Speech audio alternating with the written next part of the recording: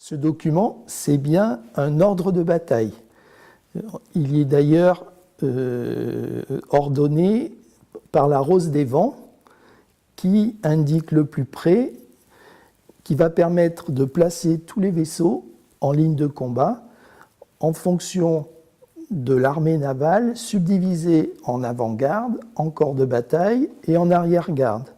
Chacune de ces trois escadres est elle-même composée de divisions qui sont articulées en fonction de la force et de la capacité des vaisseaux qui la composent pour faire porter le poids de l'artillerie de manière concentrée ou au contraire en soutien de la manière la plus précise et la plus efficace possible.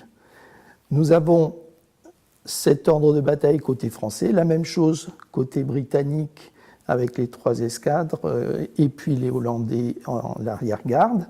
Et cette présentation est supérieure à ce que l'on peut trouver dans les traités de tactique navale du père Host, du père Fournier, donc tous les documents du XVIIe siècle, voire de Bigot de Morog au XVIIIe siècle, qui ont théorisé ces évolutions. Et cela permet véritablement de mettre tout un chacun aujourd'hui dans la situation d'un canonnier de l'époque préparé, englobé dans une force navale prête au combat.